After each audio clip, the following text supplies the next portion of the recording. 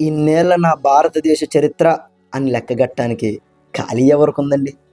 అందుకే ఏళ్ల నాటి నా భారతదేశానికి హ్యాపీ ఇండిపెండెన్స్ డే. ప్రజాస్వామ్యాన్ని కట్టుకున్న దేశం నాది. అందుకే ఇక్కడ ప్రజలే కట్టు బానిసలు. ఇక స్వేచ్ఛ మాట అంటారా? ఒక్క పూట సెలవు స్వేచ్ఛ అందరికీ. అయినా కంగారు పడాల్సింది ఏం లేదు. మహా అయితే ఏమవుతుంది? పేదరికంలో ఫస్ట్ వస్తాం, ప్లాట్ఫామ్ మీద పడుకుంటాం, గుంటల్లో రోడ్లు తగ్గుతాయి, గంటల కొద్దీ ట్రాఫిక్ పెరుగుతుంది, కాలుష్యంతో కాలక్షేపం చేస్తాం, కరెంటు పోతే క్యాండిల్ దీపం. కొత్త ఏముంది? ఏళ్ల నాటి నా భారతదేశానికి అలవాటే కదా. కోపం వస్తే వాట్సప్ తీస్తాం, ఫోటోలు ఫార్వర్డ్ చేస్తాం.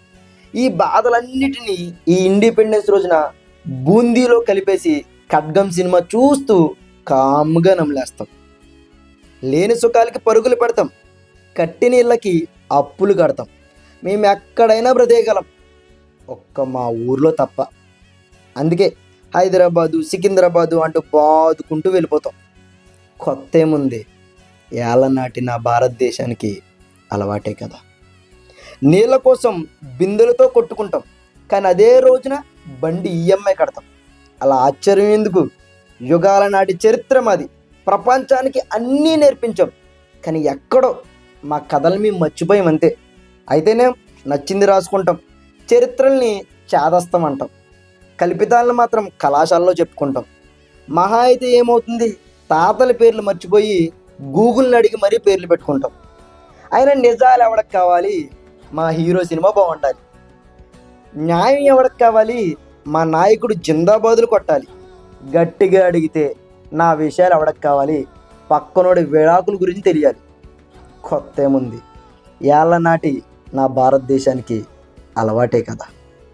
చట్టసభల్లో బూతు పురాణం, మతాల కోసం చర్చాగోష్టం. అయినా అడిగేదెవడు, చెప్పేదెవడు? కాలం ఏమైనా క్లాస్ పీకుతుందా? గుడి బయటైనా నదిలో అయినా నచ్చిన చోట చెత్తేస్తాం. ఎంత స్వేచ్ఛ ఈ నేలపై ఉందని. అలాగని బాధ్యత లేదనుకోకండి, మేమందరం దేశభక్తులమే. కాకపోతే ఆగస్టు 15 ఒక గంట, జనవరి 26 ఒక గంట, అలా ఒక 2 గంటలు అలా వచ్చి అలా వెళ్ళిపోద్ది అనమాట. నా దేశంలో అన్నీ దొరుకుతాయి. బలం ఉంటే న్యాయం ఖాయం, కులం వాడితే వెంటనే సాయం, మందు పోస్తే అభిమానులు వస్తారు, డబ్బులిస్తే ఓట్లేస్తారు, ధర్నాలు చేస్తే రాజే లొంగుతాడు, మతాన్ని తెస్తే దేవుడే దిగుతాడు. ఈ దేశంలో ఉన్నోడికి ధనబలం ఉంది, లేనోడికి జనబలం ఉంది. మరి మధ్యలో వాడికి రేపు పొద్దున్నే ఆఫీస్ ఉంది. రెక్కలు ఉంచి కష్టపడతాడు, కానీ లెక్క అడిగే టైం ఉండదు. సమస్యని అడిగే టైం లేని, సమానత్వం లేని, సమాఖ్యతలో కూడిన సమాజం మంది. కొత్త ఏముంది? ఏళ్ల నాటి నా భారతదేశానికి అలవాటే కదా. ప్రపంచమంతా నా కుటుంబం అనుకుంటాం, అందుకే వావి వరుసలు చూడం. ప్రేమని అందరికీ పంచుతాం, కానీ పసిపిల్లలను కూడా వదలం. ఈ నా స్వాతంత్రం అని అనిపించినా స్వేచ్ఛగా తప్పులు చేసేస్తాం. ఇక రేపటి తరానికి ఏముంటుందని నిలదీసి వస్తారేమో. పిల్లలకి కోరిందల్లా కొనిపెడుతున్నాం, లక్షల ఫీజులు లెక్కేస్తున్నాం, స్మార్ట్గా చెడిపోవాలని స్మార్ట్ ఫోన్లు ఇస్తున్నాం, స్వేచ్ఛగా వారి గొంతమ్మ కోరికలన్నిటినీ తీరుస్తున్నాం. చివరికి క్రమశిక్షణలో కూడా శిక్ష ఉందని ఆ క్రమశిక్షణనే వదిలేసాం. ఎంత స్వేచ్ఛ ఎక్కడుంది?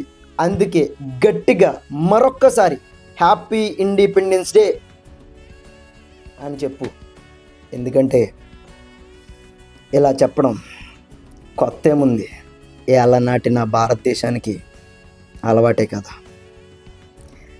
తెల్లోళ్ళు వెళ్ళిపోతే తెల్లారిపోతుంది అనుకుంది నా పిచ్చి దేశం, కానీ ఎప్పటికీ చీకటి తెరలను తెంచుకుని తెల్లవారుజామున చూడలేకపోతుంది నా ఈ గొప్ప భారతదేశం. కాబట్టి క్రొత్తగా ఏదైనా ట్రై చేద్దాం. ఏళ్ల నాటి నా భారతదేశాన్ని కాపాడుకుందాం.